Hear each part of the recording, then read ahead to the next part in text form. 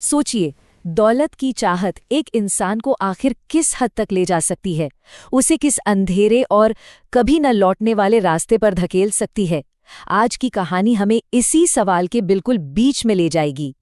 और यही वो सबक है जो आरव नाम के एक शख्स को बहुत बहुत महंगी कीमत पर मिला। कर्ज में डूबा हुआ हताश आरव एक ऐसा फैसला लेता है जो उसकी दुनिया को हमेशा के लिए बदल देता है, या कहूं हमेशा के लिए तबाह कर देता है।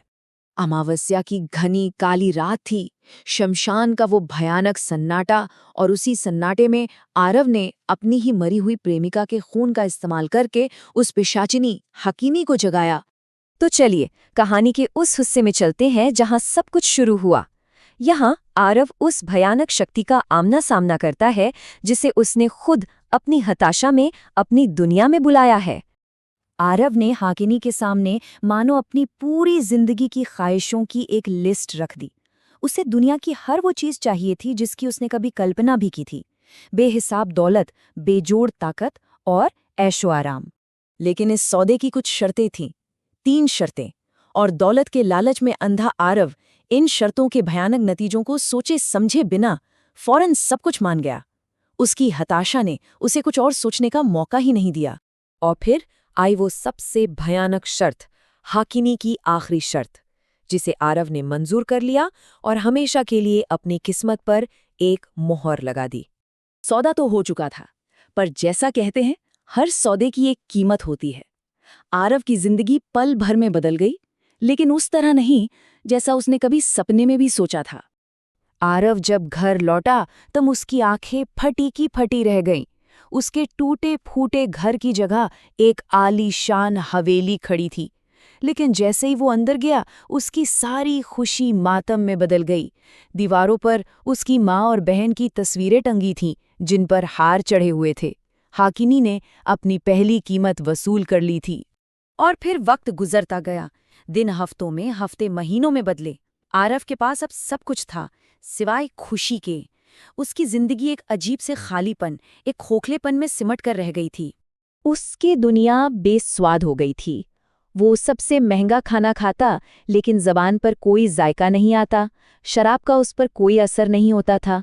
उसे न सर्दी लगती थी न गर्मी।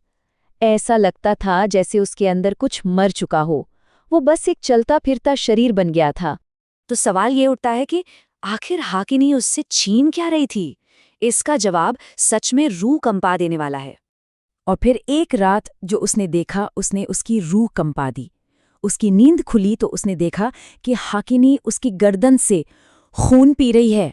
वो सिर्फ दौलत की मालकिन नहीं थी, वो एक परजीवी थी जो उस सौदे को बनाए रखने के लिए उसकी जिंदगी को ही पी रही थी।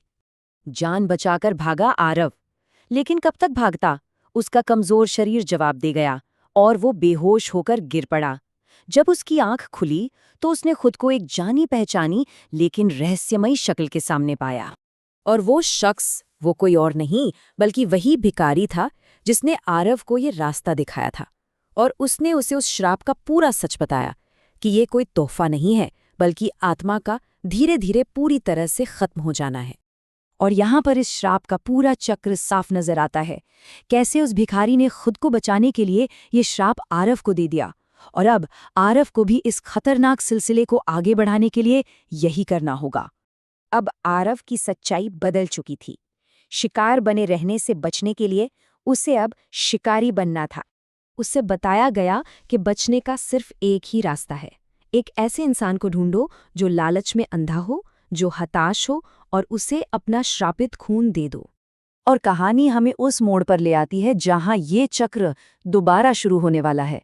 आरव, जो अब खुद एक भिखारी का भेस ले चुका है, अपना अगला शिकार ढूंढता है। और उसे एक ऐसी लड़की मिलती है जो हताशा की उसी दहलीज पर खड़ी है जहां कभी वो खड़ा था। तो ये कहानी हमें इसी सवाल के साथ छोड़ जाती है, क्या लालच और बर्बादी का ये अंतहीन चक्र कभी टूटेगा, या ये हमेशा एक नए शिकार की तलाश में यूं ही घूमता रहेगा? इसका जवाब शायद हम सबके अंदर ही कहीं छिपा है।